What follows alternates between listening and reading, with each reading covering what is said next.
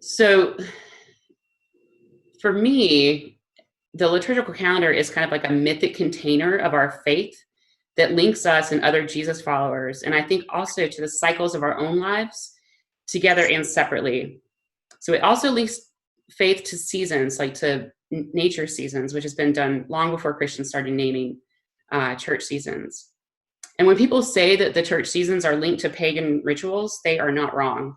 And some of us are bothered by that comparison, but I like to think if we order ourselves around a natural and a spiritual calendar, then we're better able to root ourselves in earth and light, rather than a calendar that's just about pay cycles and tax deadlines. All of the seasons of the church involve waiting and remembrance and yearning and festivals and proclamation. And the seasons all promise us something. Advent promises light and life in a time when we crave company and sunlight. Lent promises renewal of our faith if we choose to keep a more inward focus and outward practice. Palm Sunday and the Triduum promise Easter Sunday and resurrection for not just Jesus, but for all of us. But the liturgical calendar is also about our own lives. So each year we move through the life of Christ, and our own lives are also changing. There was an Advent when you were hopeful about something, but also an Advent when you were dreading Christmas. There was a season of Lent when you could not focus on faith because you were simply trying to survive. And also a season of Lent when you did centering prayer and gave up Amazon and started taking better walks. There was a season of Pentecost when you embraced the multicultural world church, and another Pentecost when you felt stirrings of protection for your small group of people.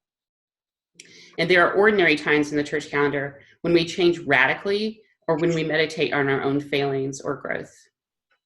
The church year is a juxtaposition with the world's year. We begin in winter in Advent when the rest of the world's calendar is winding down. And Advent calls us to go inward and contemplate, even as the world tells us to go shopping and prepare meals and reward ourselves with spending and indulgence. Okay, this part, y'all, this part is boring, but also I think fascinating. So how do we determine when Easter is and when Lent is and all of that stuff? Okay, so there are two things. One's a movable feast, like Easter, and one's a fixed feast, like Christmas. So I'm just going to read this part because I think it's important to sort of understand how complicated this process is. A movable feast is one that is not celebrated on a fixed date.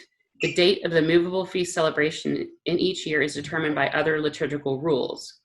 The church year has two cycles of feasts and holy days, one dependent on the movable day of Easter and the other dependent on the fixed day of Christmas. Okay, get this. Easter Day is the first Sunday after the first full moon after the spring equinox on March 21st. The day is fixed in accordance with an ancient computation and may not correspond with the actual astronomical equinox. Easter cannot be earlier than March 22nd and cannot be later than April 25th. The date of Easter determines the date for many feast days and fasts of the church year. The date of Easter will determine the number of Sundays in the church year after Epiphany, the dates of Ash Wednesday and Sundays in Lent. The date of the Feast of the Ascension on a Thursday 40 days after Easter, which is today, the dates of the Sundays of Easter, including Pentecost, and the dates of Sundays after Pentecost. That was a lot. But I think it sort of like points us to the fact that our church calendar is tied to what the world is doing, like what the earth is doing. And I just think it's really, I think it's just like a beautiful noticing to know that like our Easter service is tied to like an astronomical event, which I think is really great. I love that. So we're just gonna go on through. So Advent, Advent is the season leading up to Christmas, and it's the first season of the church year. And Advent is a time when God breaks in on us. It's also a time when we, in this culture, often lose sight of God's hopes, when we pursue consumerism more than faith. Advent calls us to wait but in Western culture calls us to purchase. And so because I want to offer this poem, which is A Blessing of Hope by Jane Richardson. So may we know the hope that is not just for someday, but for this day, here and now, in this moment, that opens us up. Hope not made of wishes, but of substance. Hope made of sinew and muscle and bone. Hope that has a breath and a beating heart. Hope that will not be kept quiet and be polite. Hope that knows how to holler when it is called for. Hope that knows how to sing when there seems little cause. Hope that raises us up from the dead, not someday, but this day, every day, again and again.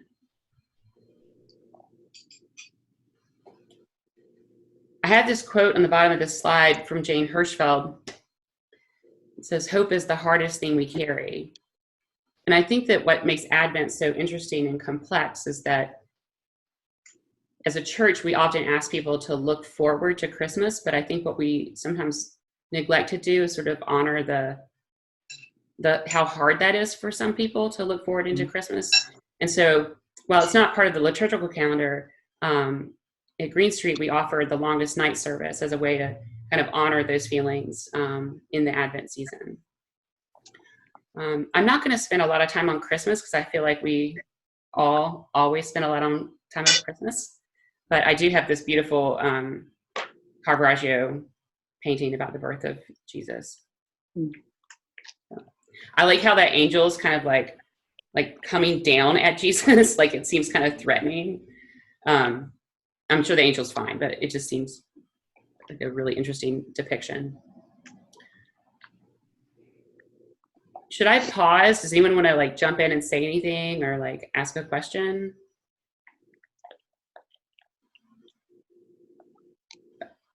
Okay, this is the first time we've done this in this format, and I'm just trying to figure out how best to proceed. Okay, Epiphany. So Epiphany means to go forth, and it's our understanding that this holiday is when the Magi come and visit the baby Jesus, somewhere between his birth and around his second birthday, according to most sources. So Epiphany, we celebrate the presence of God in the world, and we receive our first message to go forth and spread that good news. In some traditions, and I'm going to put this on the table for next winter, in some traditions during Epiphany, folks take all of their greenery outside of the church and burn it in like a big celebratory bonfire. So I'm just going to put that out as like something that could happen in the parking lot one day, if the city lets us. And in some Christian traditions, Epiphany is a much bigger celebration than Christmas is. And it's actually Epiphany where people get presents and feasts, and they really hold that day up.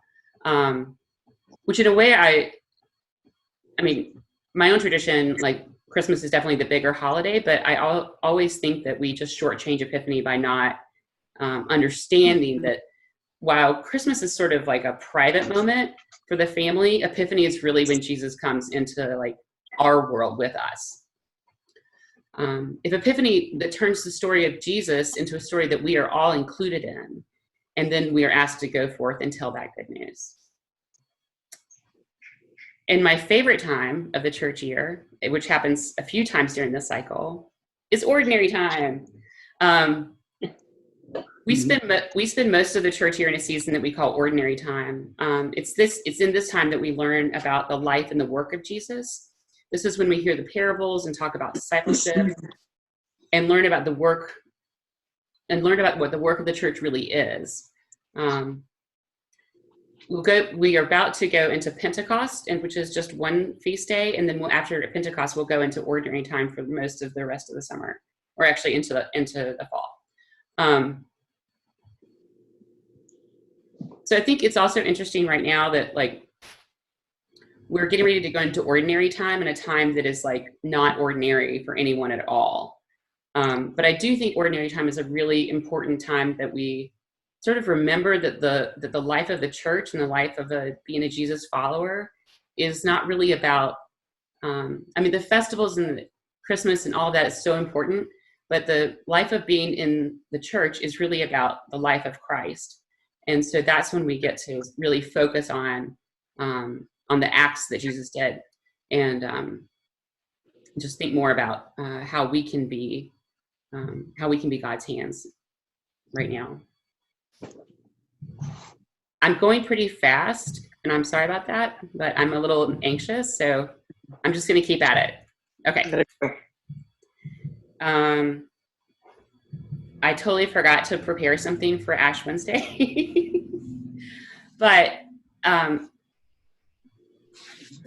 Ash Wednesday, as we know, is the time that we enter the season of Lent, and it's the time that we gather when we can and make a mark on our foreheads that reminds us not only of our own mortality, but also of our connection. And then Ash Wednesday asks us to go out publicly with that mark and declare our faith in that way. Joan Chittister says that, I'm sorry, I got a little mixed up. I'm just gonna go into Lent. Look, those are my notes from my class. So all of these things, I couldn't really get to this part because all of these quotes were so good. But I want to point out this one that Joan Chittister says, that we are fasting from things that make us less of who we are. And so I think that if we're thinking about Lent as a time of fasting, then I think we should also think about it as a time of maybe stop telling myself that terrible story about myself, right? And maybe allow myself to have all of my big feelings for a few days. But it gives us, and up here, there's a quote up there, it's the reference point for the days of our life. And all of these things that you see here on the screen that say GPT, that's my professor, Granville Porter Taylor, who just spent this whole class saying beautiful things to us. And I think this one quote, it's easier to wait than it is to be resurrected. It just speaks a lot of truth, because it is easier for us just to sort of be complacent than it is for us to change our lives. And I don't think that Lent means that we have to starve ourselves or, work really hard on self-discipline. But I do think that Lent asks us to sort of refocus, because also Lent is in the season where we've been in winter for so long, and Lent is bringing us into spring in a way that we can be renewed. But in order to grow something, you have to plant it. In order to plant something, you have to toil up soil and fertilize it and work really hard. And so I think Lent is a little bit about working hard in order to create something new in ourselves. So I have a lot of thoughts about Lent, but I'm just going to let you guys have that slide. And I'm going to go on to Palm Sunday. So this is a whole week, right? So Palm Sunday, the Triduum, and Easter Sunday. On Palm Sunday, we remind ourselves that we are complicit in the persecution of the innocent. And we are followers also, though, of a triumphant Savior. And Palm Sunday is an opportunity to talk about sacrifice and how we are asked to get out of the way of a story of Jesus and get into a story of Jesus. Palm Sunday asks us to both recognize that we are at fault in the persecution of the innocent, and that we are part of a triumphant story of a Savior. Mm-hmm. And Maundy Thursday then balances those two feelings, the sweetness of friendship with Jesus and the disciples, and the knowledge that Jesus is about to die. So Maundy Thursday sort of takes the whole story and mashes it up on itself, so that we have the whole life of Jesus and the whole knowledge of the death of Jesus in that one day. And Good Friday, the second day in the Triduum, comes from the obsolete sense of the word good, meaning pious or holy. And it's when at Green Street we have generally done the Stations of the Crosswalk. This year we did the 7 Last Words piece that we did online.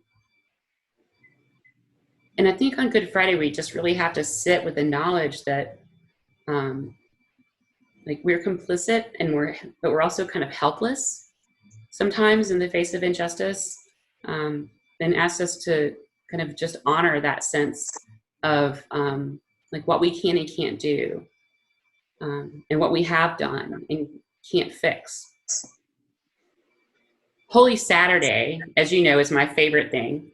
At Green Street for the last few years, we've done a time of prayer, just in the sanctuary with just candles, and it's silent. And it's been, I think this Easter season, that was actually the thing that I missed doing the most, because it was so powerful to be in that space with you all. And on Holy Saturday, we know that God died, but we don't know that God's going to be resurrected yet. And it's such a powerful place to sit in grief and understand. Are you okay, Nancy? Yeah, I feel. And Holy Saturday is just a time that and Christians don't do enough of this, right? Like Jews are so good at lamenting and like being in a moment of real grief together. And so I think that Holy Saturday is one of the few times that we really have an opportunity as Christians just to say like we're sad and we don't know if we're going to be happy again. Mm-hmm. And I think that's a moment that we can take to other people when people are grieving, and just to say like it might get better, but it might not. Like you're going to feel bad for a long time. And Holy Saturday gives us that gift of that knowledge of what it's like to not know.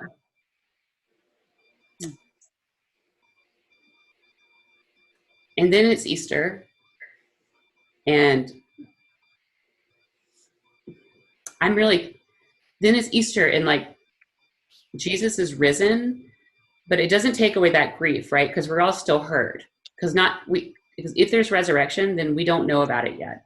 Like we still don't know about it personally. So I think Easter is always a little bittersweet, because Jesus rises from the dead, but we know all kinds of other people who have been killed unjustly, and we don't know what they are. I mean, people have faith that something's happening, but like there's a lot of unknowing. And I think that what Easter gives us is this Easter hope, but it's always resting in the shadow of Good Friday and Holy Saturday.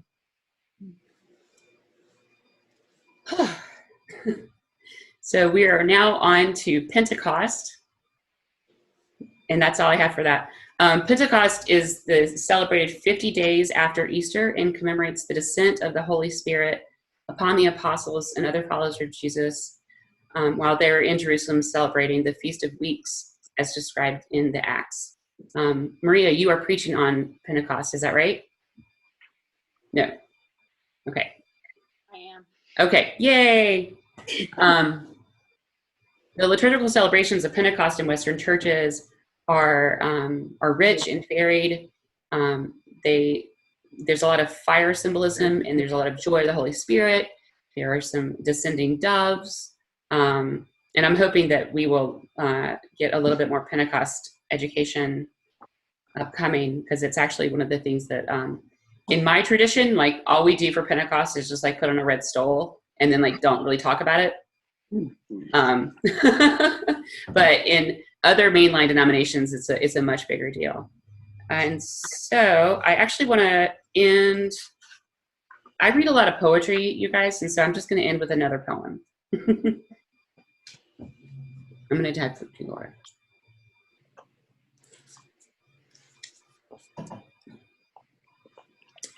This is called The Grace That Scorches Us. It's also by Jane Richardson. It's a blessing for Pentecost Day. Here's one thing you must understand about this blessing. It is not for you alone. It is stubborn about this. Do not even try to lay hold of it if you are by yourself, thinking you can carry it on your own. To bear this blessing, you must first take yourself to a place where everyone does not look like you or think like you, a place where they do not believe precisely as you believe, where their own thoughts and ideas and gestures are not exact echoes of your own. Bring your sorrow, bring your grief, bring your fear, bring your weariness and your pain, your disgust at how broken the world is, how fractured, how fragmented by its fighting, its wars, its hunger, its penchant for power, its pandemic, its ceaseless repetition of the history it refuses to rise above. I will not tell you this blessing will fix that. But in one place where you have gathered, wait, watch, listen, lay aside your inability to be surprised, your resistance to what you do not understand. See then whether this blessing turns to flame on your tongue, sets you to speaking what you cannot fathom, or opens your ear to a language beyond your imagining. It comes as a knowing in your bones, a clarity in your heart that tells you, this is the reason we were made, for this ache that finally opens us, for this struggle, this grace that scorches us toward one another and into the blazing day.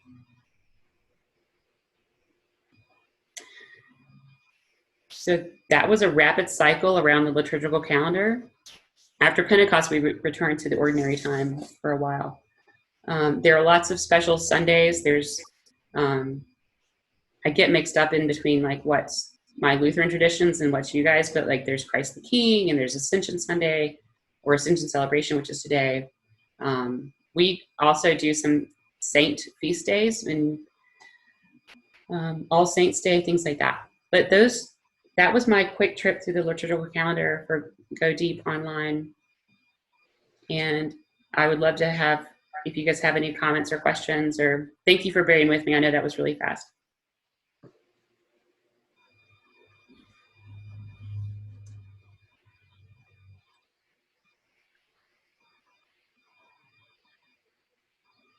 Pentecost always, I never can wrap my head around Pentecost. And what I hear you saying is that's when the Holy Spirit descended. Yeah, so in the story, did you say that's the 50th day or the 5th Sunday? It's the 50th day after Easter. Okay. So in the story, the Holy Spirit descends and there are tongues of fire, and then everyone starts speaking in languages that they did not know they could speak. And so it's sort of a message to like,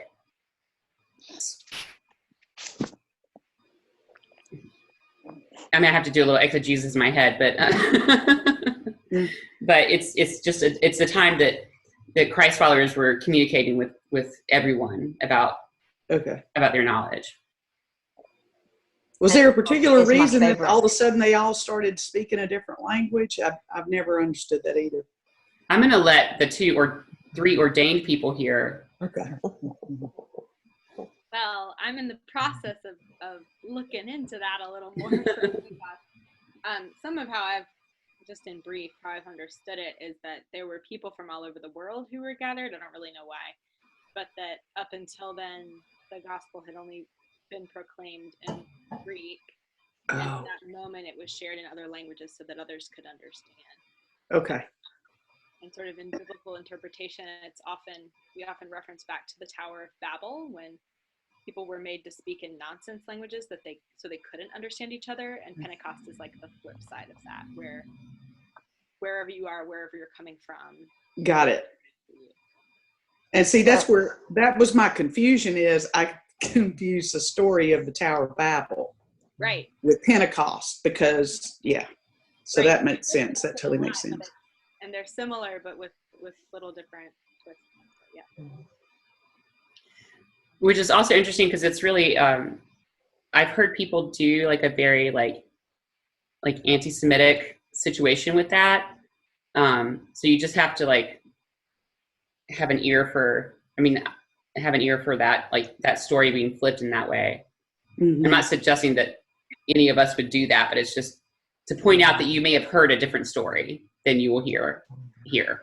So to me, Pentecost is my favorite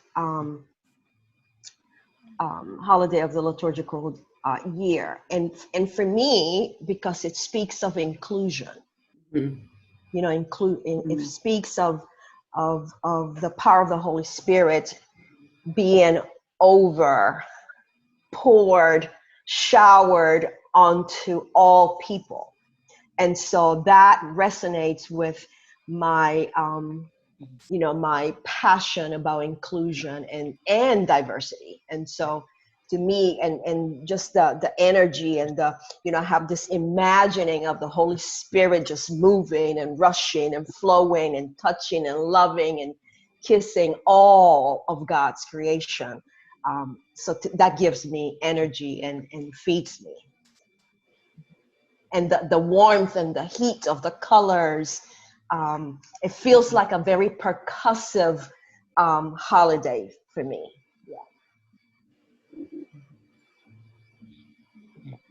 Heather, I have a question.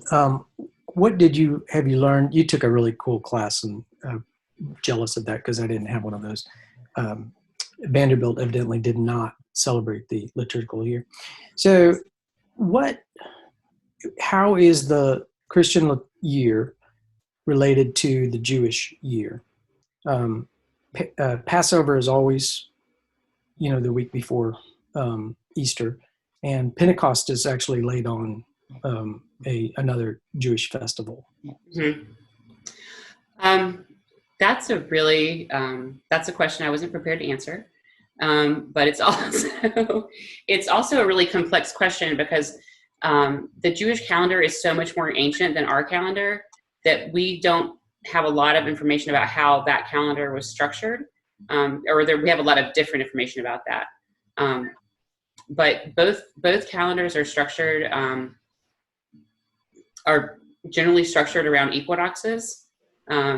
And so that's sort of how we can loosely base those things together. And also the fact that early Jesus followers were Jewish, that they would have adapted their calendar to the festivals that were already happening. Mm-hmm. So if you're going to introduce something if you want to introduce a Christmas celebration, then you do it at a time when there's another celebration going on that's also all about light, like Hanukkah. And if you want to have a celebration about resurrection, then you do it at another time when someone's having their big celebration about persistence. So I think that because the two faiths are so intertwined, it makes sense that the calendars do vaguely kind of line up together, because you can only have so many parties. Well, the Jews, they make up stuff just to get out of school. I just know that. But I was thinking about this because I had not really, I knew this, but I didn't really piece it in my head that our two biggest festivals, one of them is fixed on the calendar and the other one moves. Theirs all move. Right. So Rosh Hashanah moves, their New Year, the Yom Kippur, the Day of, Atonement, and then you celebrate the, the Hanukkah at different times. Sometimes it's earlier. And so depending on when Passover falls, if it's in March or if it's in April, then it shifts everything back a month or forward. So it's interesting. So all of theirs are on, and they're of course on a lunar calendar. So right. It's interesting to me that we go on this, we join them basically. I think we sort of join them, align them really with, there's something about Epiphany too, which I can't remember what it is. We align it at that point, and then we come off of it right into Kingdom Tide. Right. It's kind of interesting. And again, if you think about that, they even have somehow a phase to be able to move it back and forth, and we align with it on a 3-year cycle. But Ramadan always goes back a month. Right. Every single year. So it goes all the way around the calendar and in a different kind of thing. So, it is interesting how we sort of mark time and then how you mark time, how we're trying to mark time seasonally, and try to align with that. And then other times we don't. We're offbeat, I guess. I don't know. Yeah. Can you show us that the liturgical calendar year again? This circle. Yeah.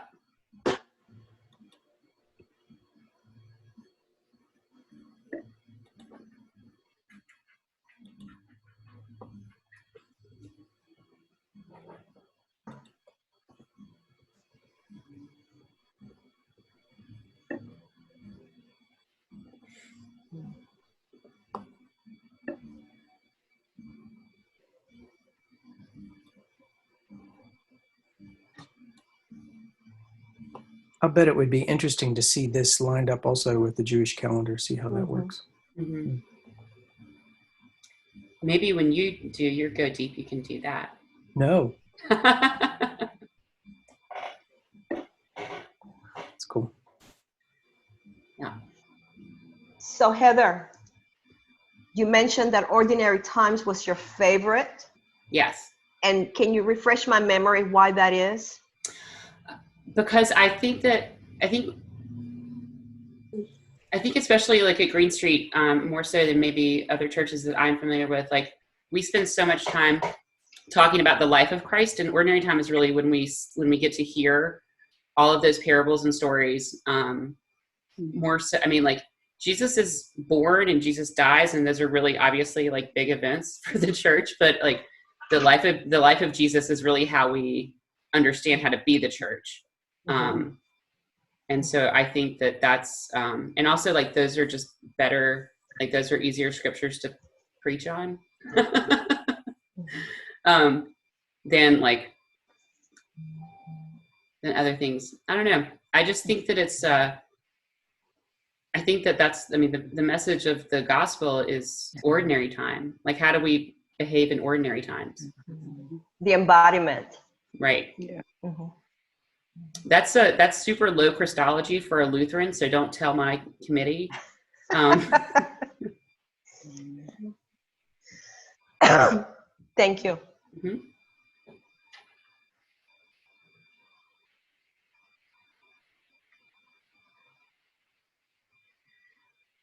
So I have one more question for Nancy and for Susan Shelton Millsaps.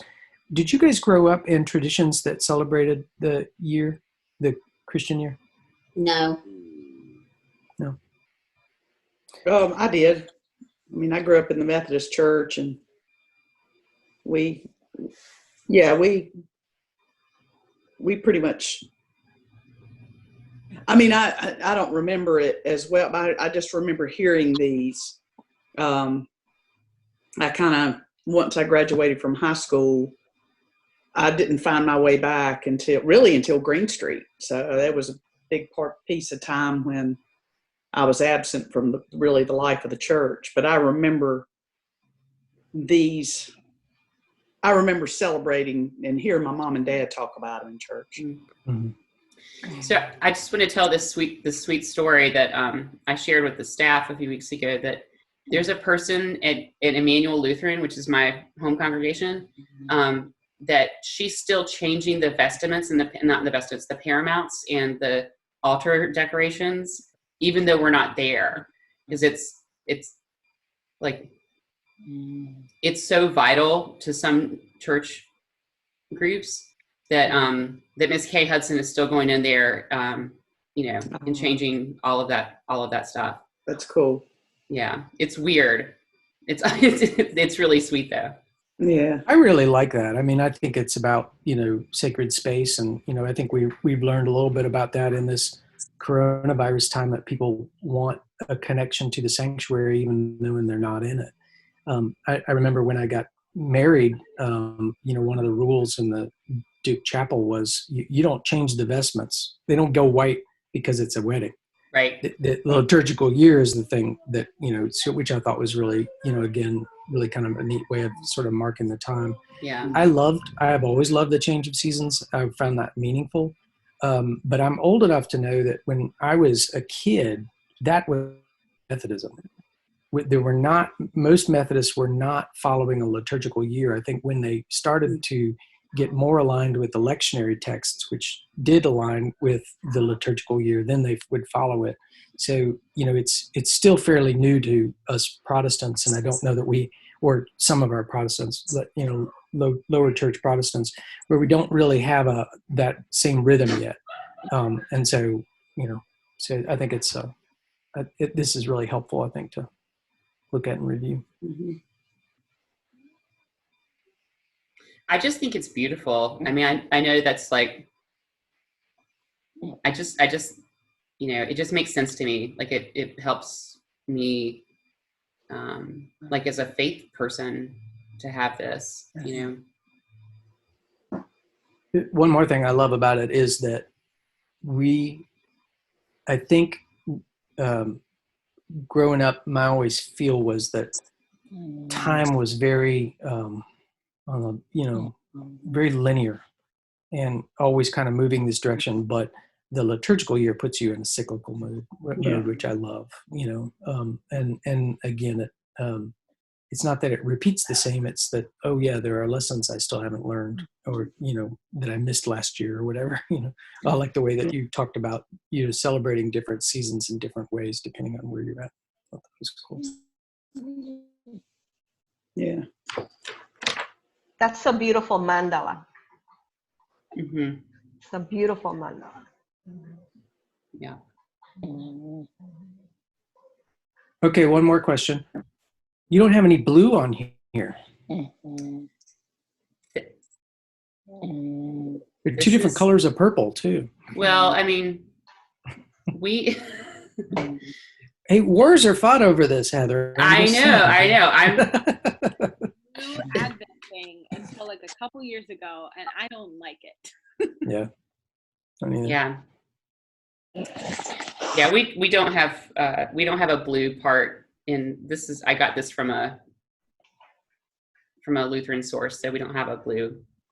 Well, and I've heard that the reason some folks shifted to blue for Advent was to differentiate it from Lent, but historically they're intentionally linked as seasons of waiting.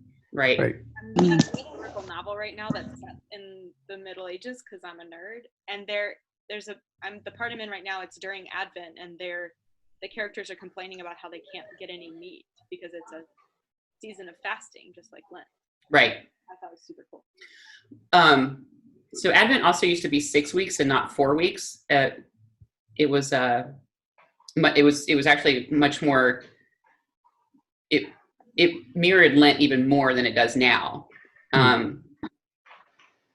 But when Christmas became like the big deal, like when the church decided that Christmas was like the main holiday, then they shortened Lent.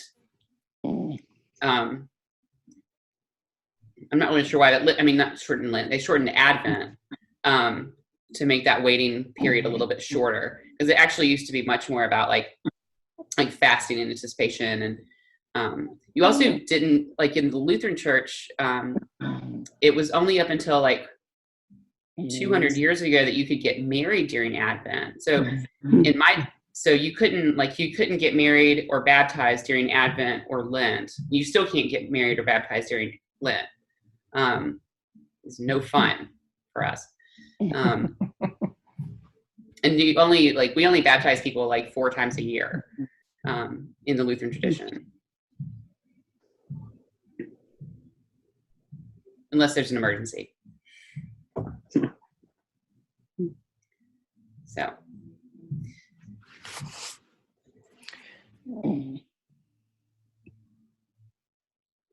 You're muted, Kelly. It's weird. Okay, I got you. One more fixed holiday is All Saints Day. Right. Is in the white right before? No, here it is. I guess it's. Yeah, so it doesn't appear on there. But All Saints Day is fixed, but we celebrate All Saints Sunday. Yeah. The Sunday on which we mark it is. Yeah. Yeah, I picked this version of the calendar because it didn't have every single day in it, because if you put every single day in it, then you can't really see what you're talking about. But there are ones that have like every single day. But then I didn't want to get confusing between like Lutheran stuff and Methodist stuff, because we also do a lot of saint things. I was actually going to ask about that. I'm much more familiar with like Catholic hagiography, saints. Yeah. What does that look like in the Lutheran tradition? So it depends on the church, really. It's not, I think there are some Lutherans who are still more tied to like our Catholic roots than others. So it's not part of the doctrine of the Lutheran Church, but it certainly is like a part of a lot of Lutheran, a part of a lot of Lutheran congregations. So we still celebrate Mary, and we have the Matthew, Mark, Luke, and John all have their days, and it really depends on it really is a congregational situation, though. I mean, although not Mary, we always, we're still sort of revering her like crazy. But we do not worship her like a god. We should.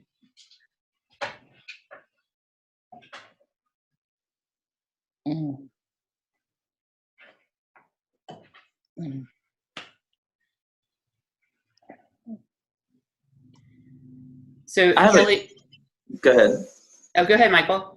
No, I was just wondering, so as someone who didn't necessarily grow up around the liturgical year, it's something that I've fell in love with, but I'm wondering from your perspective, what do you, if in this situation, what do you think for those who aren't used to the liturgical year or are don't normally follow it? I think what is some of the big benefits, one of the bigger things that the liturgical year does for you as a faith formation thing that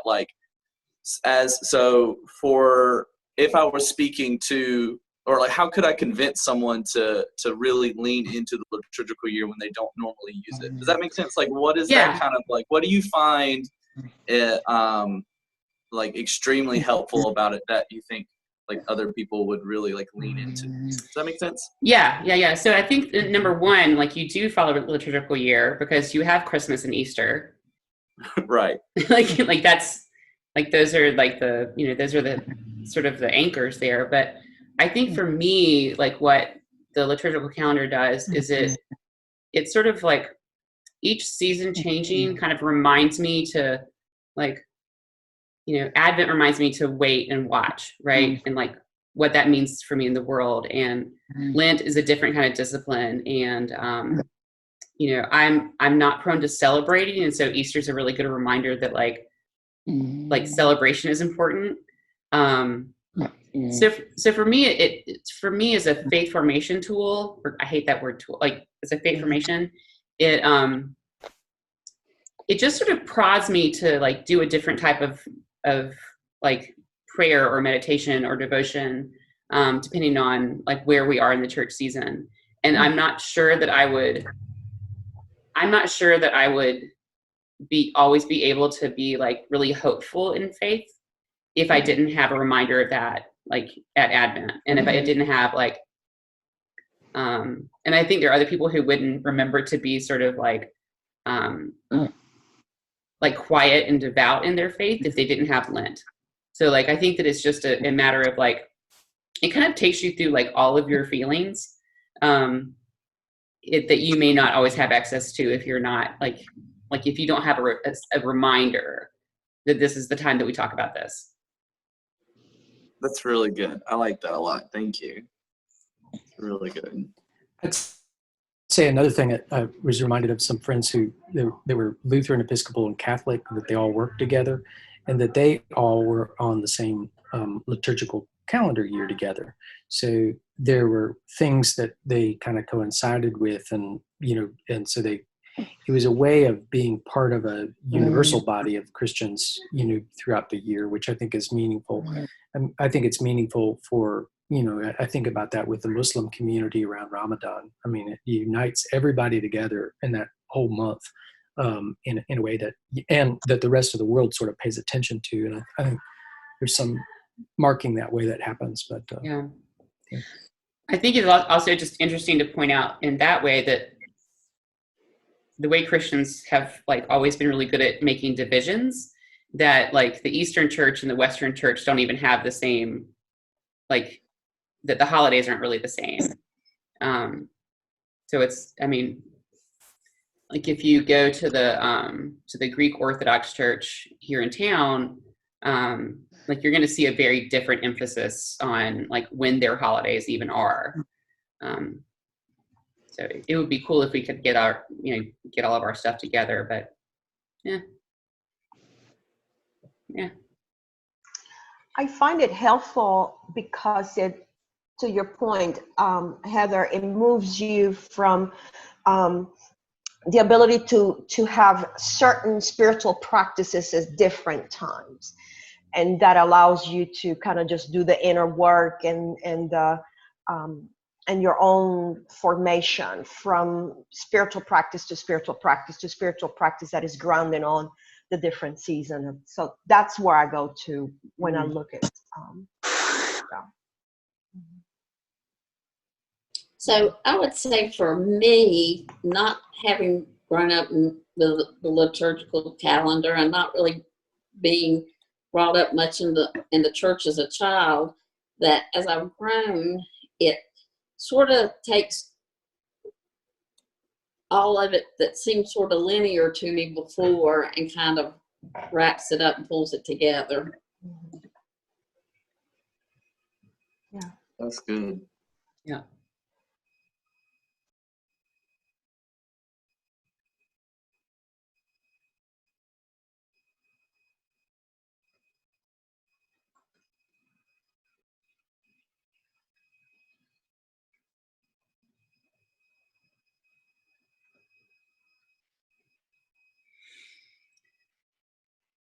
Well, I think if we're ready to wrap up, Kelly, are you doing your? I'm doing an introduction to dream work next week. Great. So if you all want to review, we'll look at that together, and I'll cram it into a 35-minute little thing, and we can chat about dreams, and everybody will go away and have a very weird dream. So Great. that always Sounds happens. great. That sounds great. I've got a good one to share sometime. All right, cool. She's loaded. All right. Good. Yeah, so my intent is after we do this, I'll set up some times to do some dream group things, and we can do that by Zoom too. So, all right, cool. That sounds Heather, great. thank you. Heather, Thank this you. is really great. It's really good. appreciate this. Yeah, I appreciate it. Thank Thanks. you. Gave me a whole new look on Pentecost. Now, so much more understanding. Good. It was nice to see everybody's faces, and I miss you, and we will check back in next week. All right. We miss Sounds you good. too. Bye, all. Yes, Jeff. Bye. Bye. Bye.